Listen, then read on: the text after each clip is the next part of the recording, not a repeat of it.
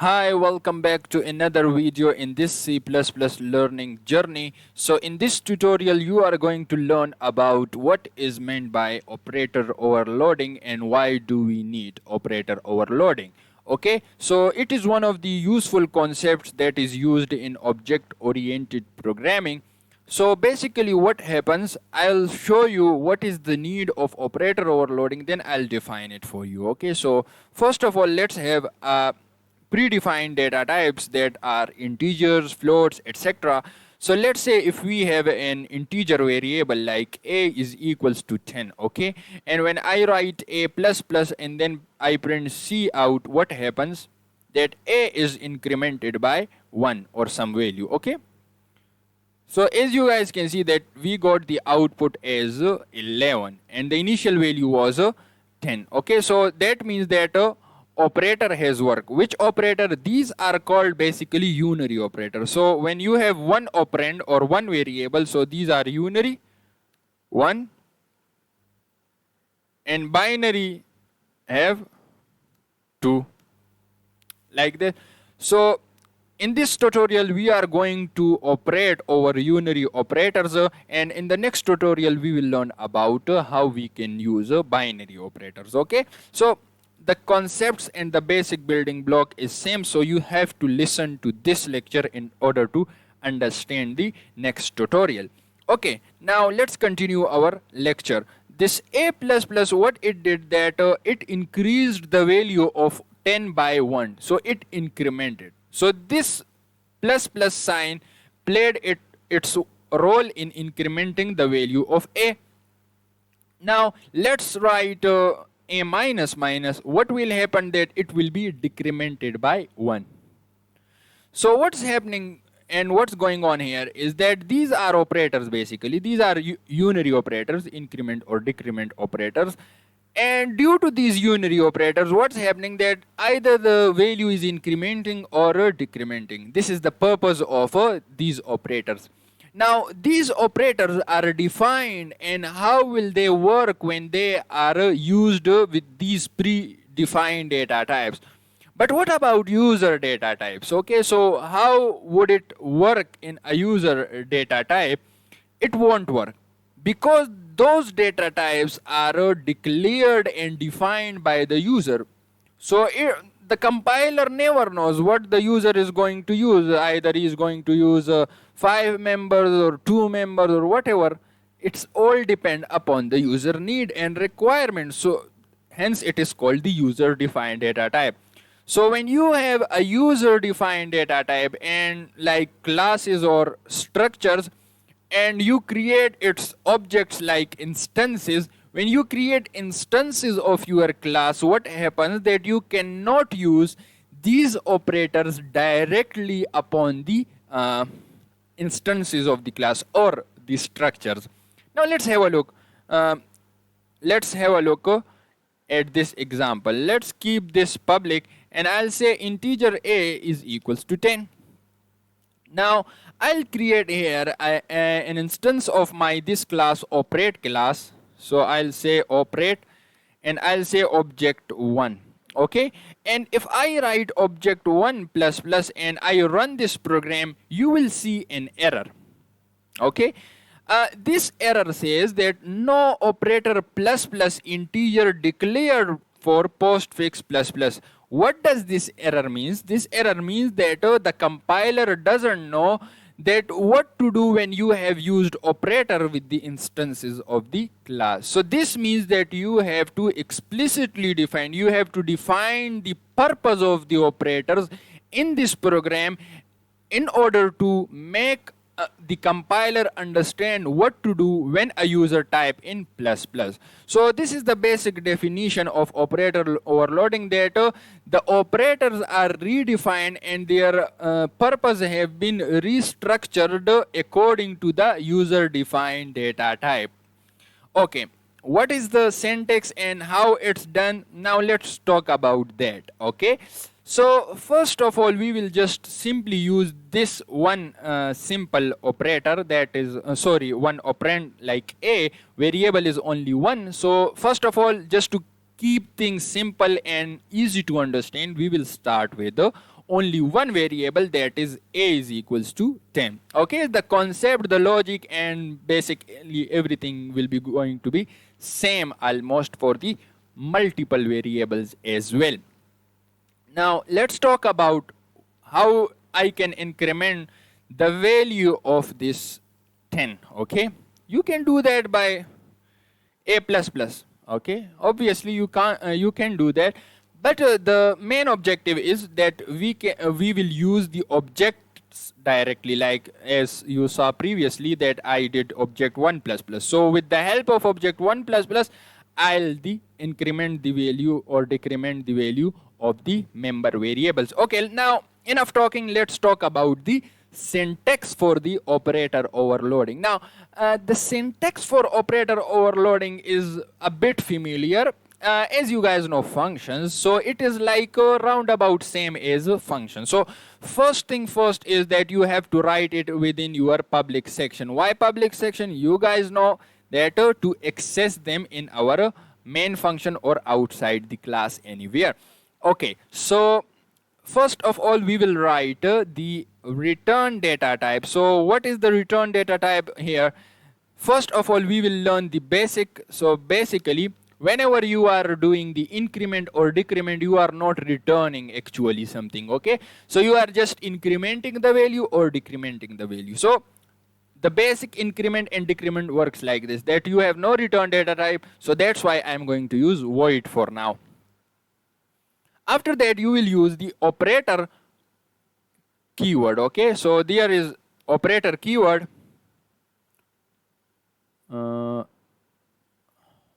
Here it is, operator keyword.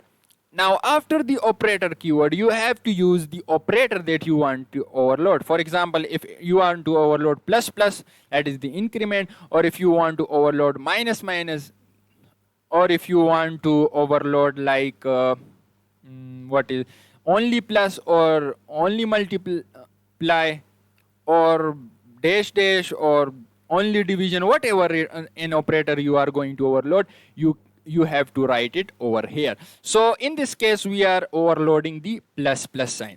Now there are two types of increment and decrement that exist. Okay, so I'll just comment this line for now because I want to demonstrate you the concept of a postfix and prefix as well. I hope you guys have the idea. If you guys know about that and its working process, you can skip this 1-2 minute demonstration of that concept. But I think so you guys should refresh that concept over here. Okay, it is a bit useful as well. Okay, so what is increment and what is decrement? First of all, the simple answer is that increment means the increment means increasing the value by a certain quantity, and decrement means decreasing the value by a certain quantity. By default, we talk about incrementing by 1 means plus plus, decrementing by 1 means minus minus. But when you want to increment or decrement by any other value like 2, 3, 4, 5, 6, whatever it is, you have to use like a plus equals to 2, a minus equals to 2, that kind of a syntax over here. Okay, so right now what are we going to do? We are going to increment the value of this a. Okay, so first of all I will write the postfix. Okay, so for postfix is like this. Okay, now let's talk about, you guys should be expecting, maybe you will be expecting, if someone of you knows the concept, they will not be expecting to increment this value. Okay, so the output is going to be 10, not 11. So as you guys can see that the output is 10. Why? Because I am using postfix increment, and what happens in postfix increment, that anything that where you want to use this variable, it accesses the initial value or the before value of that variable, process the result, and after that it increments it. So in this case we were printing the result. So what happened, that first of all it printed the value of a, and then after that it incremented. So if you write cout a over here, now I am not incrementing in this line of code, but still it will show you 11 instead of 10. Okay, so here, sorry. Okay, now let's run this code. Okay, so as you guys can see that first line of code has printed 10 and another line of code has printed 11. The reason behind is that we are using postfix increment. So what happens in postfix increment, that the variable is used, its before value is used in the expression, and after that it is updated. So as you guys can see, without even incrementing in this line of code, as you guys can see over here, we are getting the value of 11, and while we are incrementing it over here, we are still getting the old value. So this is the concept of a postfix. But instead of plus plus as postfix, if I write a plus plus as prefix, what will happen then? You will get a 11 11 in both cases. As you guys can see, we have got 11 11 in both cases. So this is the concept of prefix and postfix. So what happens here, that it first increments the value or decrement the value of the variable, then it is used in expression. In this case it is cout. So it can be like b is equals to a plus plus. Okay, so it can be like that as well. So all right, I hope you guys got the idea of a postfix and prefix, increment and decrement, and its concept and working. All right, let's get back to our syntax for operator overloading. So for prefix you have this syntax, okay, and then after that you will write these brackets. So it's a bit much familiar to the syntax of functions. So instead of using the function name, we are just writing the operator keyword and the operator. Okay, so this is the concept. Now over here, whatever you want to do whenever the object is called with plus plus. For example, if I want to increment a, so I'll write plus plus a. Okay, so whenever plus plus is called, what will happen, that the value of a will be incremented by 1. So this is the concept or syntax for prefix increment. Okay, so let's see. Okay, let's design a function over here. I'll say void display. Okay, so I'll have display. Within display I'll print the value of a. Okay, so a is equals to a and l. Okay, now let's create a class of operator, and we will say it object 1, and then if I call plus plus object 1 and then object 1 dot display, so it should print 11. Yes, 11. Okay, let's have a look. Alright, so we have got the answer as 11. So what happened now, that it didn't give us any kind of error by using prefix, or if I comment this operator overloading, this will give me an error, because this will not know that what to do when plus plus is used with this class object. Okay, so now it knows whatever you, so if you have got a float like b is equals to 11.9 and you want to increment that as well, you can do that as well. So whatever you want to do, you have to define it within this within these curl brackets. Okay, so this is the basic syntax for a prefix operator overloading increment. Now what to do when you have to write, now if I write object 1 plus plus, it will give me an error, because I haven't done it, I haven't defined a operator for the postfix system. Okay, so this is postfix. Now what we are going to do, we are going to use the postfix increment or decrement operator syntax. Okay, so void return data type is none. So operator, here we have the operator keyword, and I will write plus plus. Now in case of postfix, what you have to write, you have to write the integer, the data type within your these parentheses. Okay, so you can suppose that this is kind of like a parameter received, but it is not actually a parameter. It is just a generalized syntax for postfix increment. Okay, so it is just a syntax for the postfix increment, but you can just suppose that we are incrementing, or we are receiving some sort of value, a copy of value. Okay, now here what I will do, I'll use the postfix increment concept. Okay, so now let's run this program. Before this it was unable to run. Now let's see. So now we are able to run, and we got the result as a is equals to 11. So, alright, I hope you guys have got the basic idea of the syntax for operator overloading, unary operator overloading operators. And the syntax basically it is simple syntax like this prefix, and this is for the postfix increment. You can use decrement as well if you want to. So you can write this and you have to do this. So if I call this now, it should decrement the value by 1. So it's working for decrement as well. Alright, so now what I am going to do, I am going to level up a bit the concept. Okay, what's the level up? For example, if you are dealing in a situation, let me just turn back this to plus plus. Okay, so let's say if you have integer a is equals to 10, all right, and you have integer b is equals to 0, let's say. Okay, then you write b is equals to a plus plus. So what will happen? What will be the output of b? Comment that down.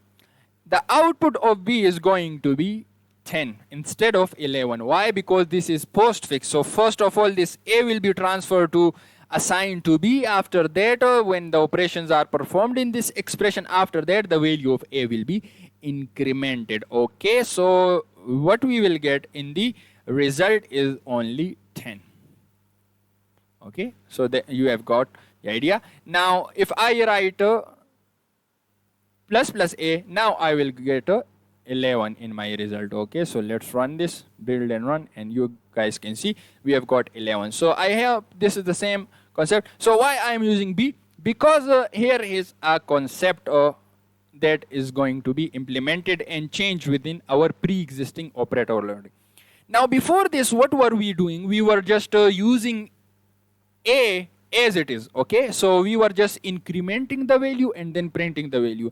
Here we are using this plus plus a in a variable, and we are storing the plus plus a directly into a receiving variable. So that means that if this is a function, if this plus plus a is a function, and whenever you write a function in front of a variable, like a variable equals to some function, that means that the function is returning some value. So we have some return value. Okay, so we have some return value. Now let's implement this concept with our class. So we will have operate class and we will write object 1.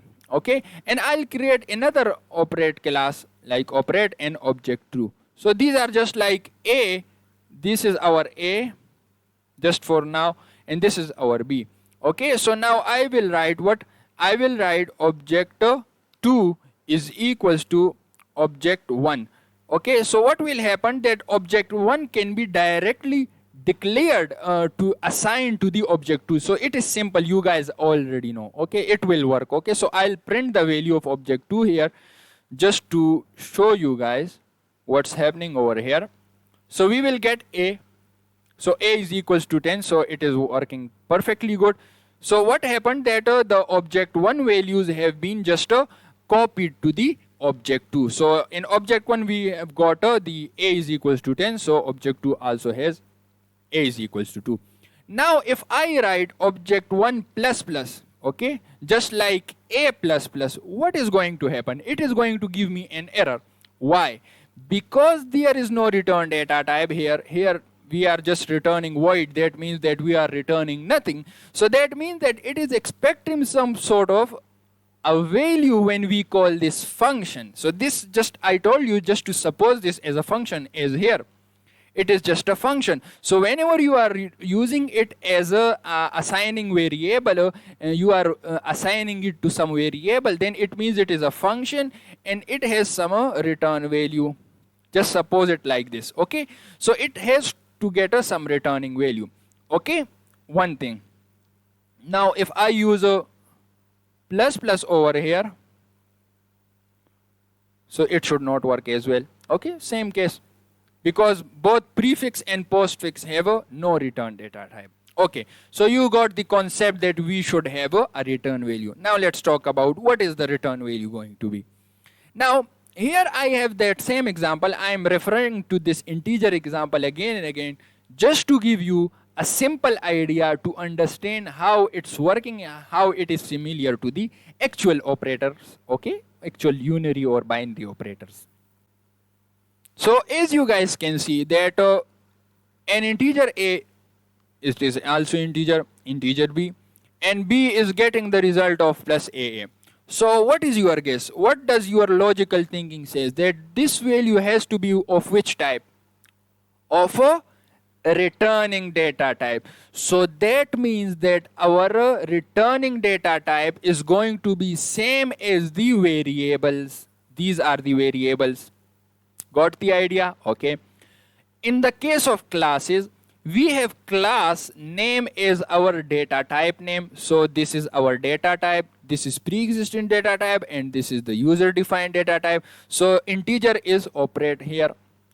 Then these instances of the class are just like variables, just like this a and object a. And we are going to have the returning value integer in case of this operator overloading, because we are dealing with integers. Now what is going to be a return data type over here? If you have guessed the class name, then you have guessed right, okay? So the return data type is going to be the class name. Why?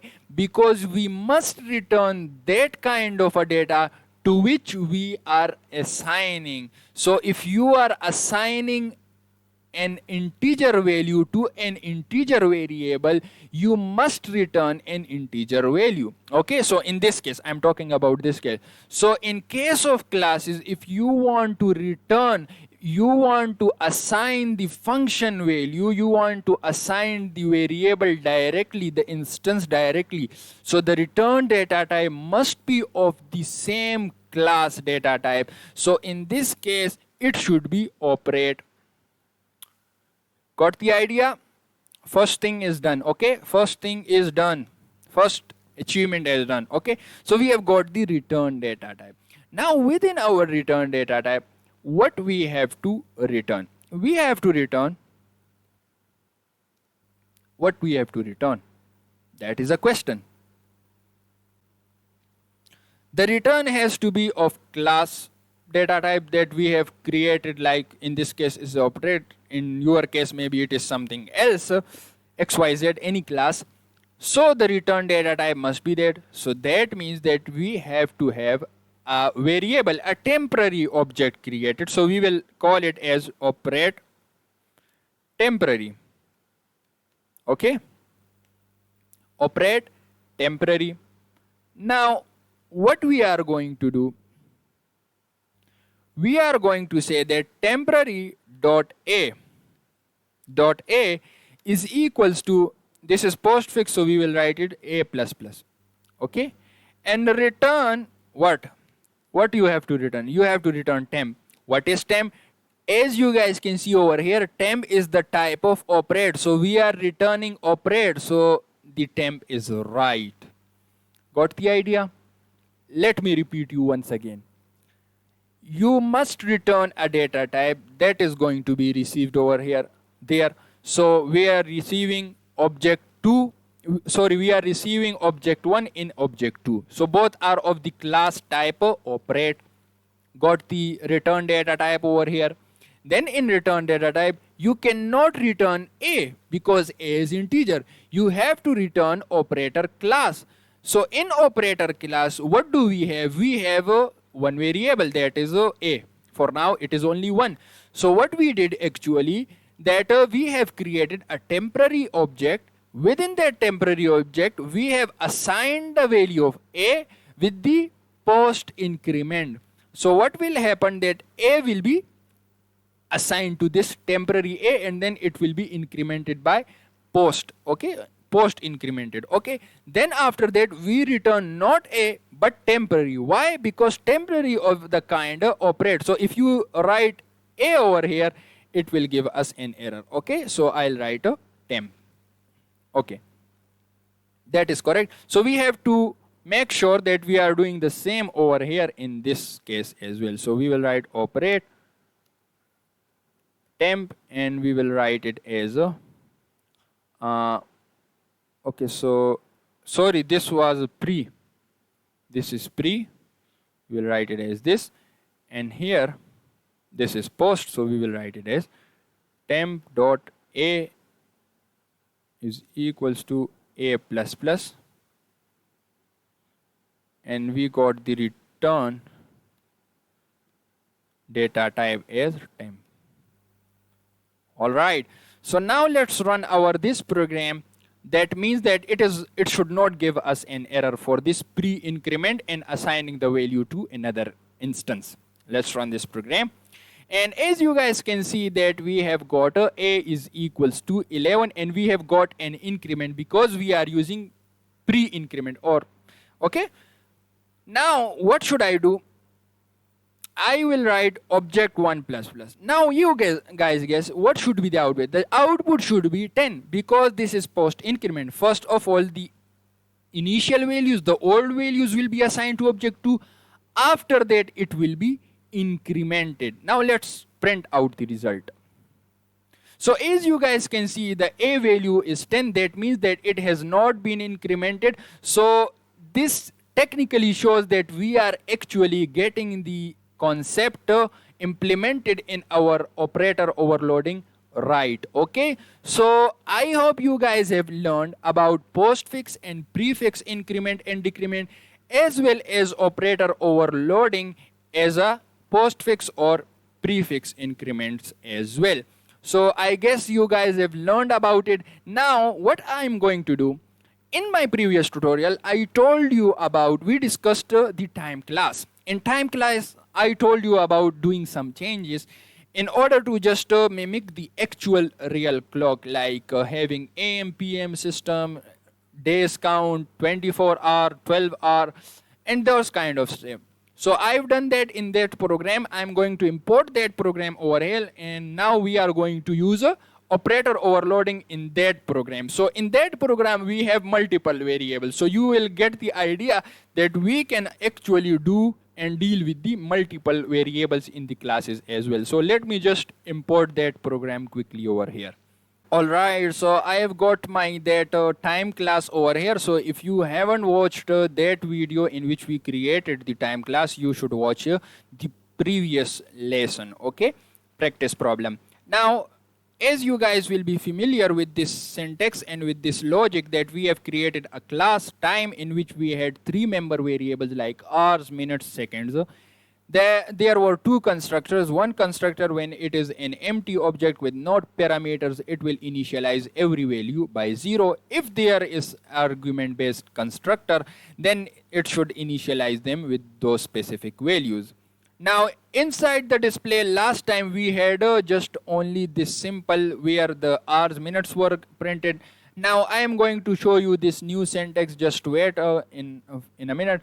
So over here what I've got the add function, with the help of which we can add 2 objects, which was already discussed in our previous lecture. How can we do that? So here I have got, if you guys are just familiar with the syntax of operator overloading, so what I have got over here, I've got the prefix operator overloading. So I have prefix overloading the prefix operator, unary operator. Now what I am doing here, that as just like in the previous case, what we did, we had the class as operate. So here we had the operate class. So we created a temporary operator object. Now over here, what do we have? We have a time class. So we have created temporary time. Now if you want to just increment hours, so you can keep this. If you want to increment hours plus minutes, you can have both. If you want to increment seconds as well, you can have both. So these guys show you that it is pre-increment system, and here we have a post-increment system. Okay, so plus plus plus plus after the variable name. So this is the same syntax as just discussed before. So you guys can take a screenshot if you want, or if you want to implement it, I'll suggest you implement by your own in the time class, as I am expecting that you guys did watch the last lecture and you have implemented in this time class as well. Now here we have return temp. So I hope you guys got the idea of what this syntax is actually saying. So the only change is multiple variables from our lecture. Now let's talk about this function, what I did in this display. So this is just a general discussion just to boost up your logical thinking capabilities. Now here I have while loop. In while loop I have three conditions. If any of those conditions is true, the while loop will be executed again and again. What are those conditions? Those conditions are seconds are greater than or equals to 60, or minutes are greater than or equals to 60, hours are greater than or equals to 24. That means if we have some sort of time, if we have some sort of time due to which the addition results in the value of second that is greater than 60, what will happen? We have to decrement, because in actual world the greater than 60 doesn't exist. If we have 60 seconds, that means we have to increment the minutes. So this is what we are doing actually here. Same is the case for minutes. If we have minutes greater than 60, what will happen? That we have to increment the hours by 1. So if we have hours greater than or equals to 24, that means we have to increment the days count by 1. So the same logic is implemented further. So this was the while loop. It has to iterate again and again until the value of seconds is less than 60, the value of minutes is less than 60, and the hours of value is less than 24. Now what will happen in each iteration? In each iteration, first of all, seconds will be checked. If the seconds are greater than or equals to 60, what will happen? That the value of second will be minus from 60. For example, if we have 130 seconds. Sorry. So let's say we have 130 seconds. Okay. So 130 minus 60 will result in a what?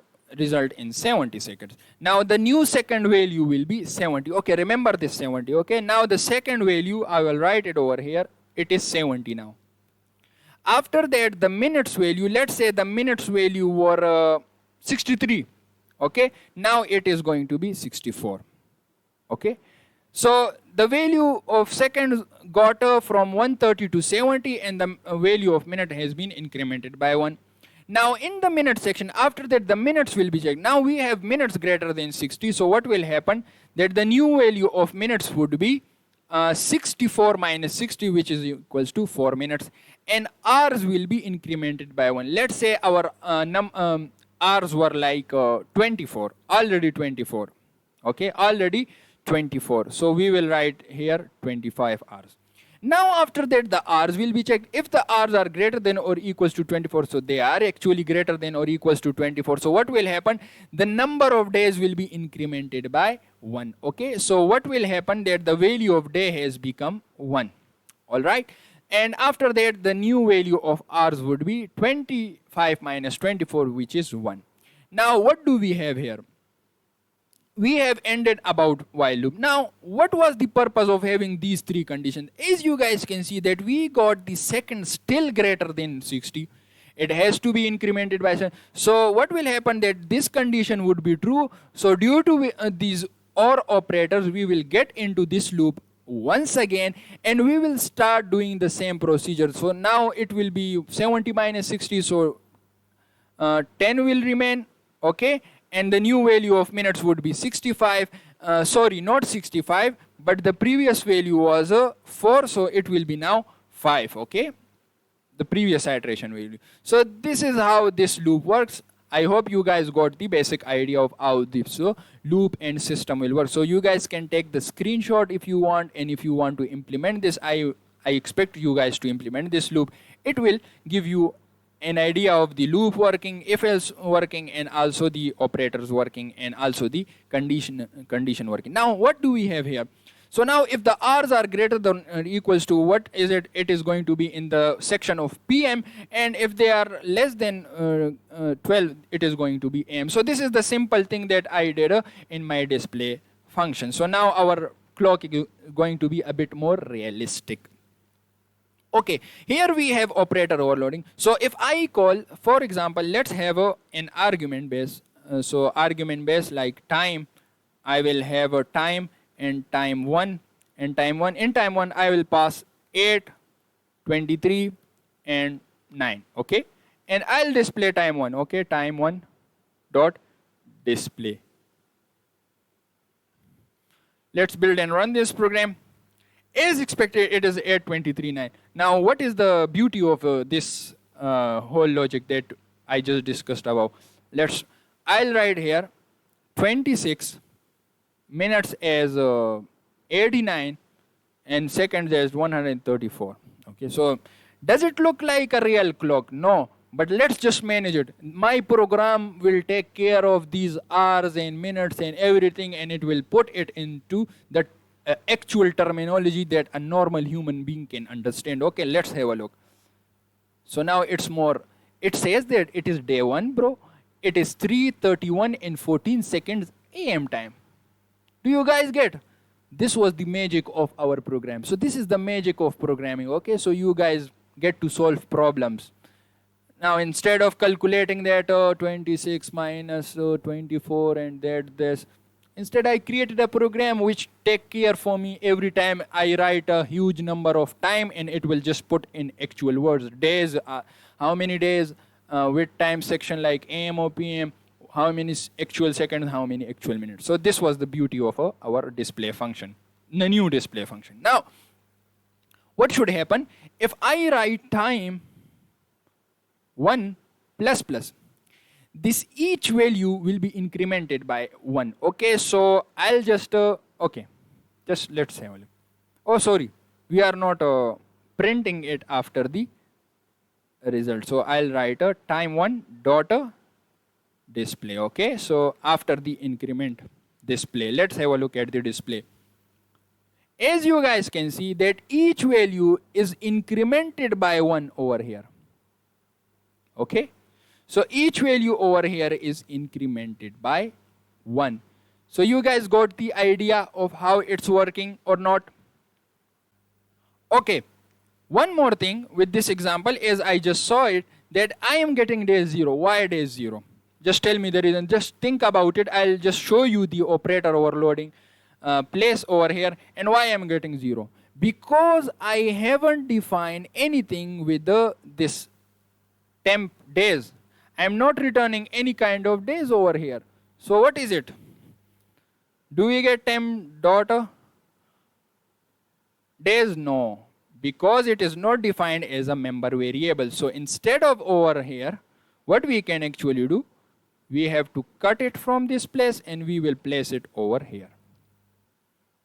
Now it's much better, and we will write it like temp dot day, as you guys can see, and we will write day as day only. Okay, we do not have to increment the days, or if you want to increment the days, you can do that as well, but it will directly affect it.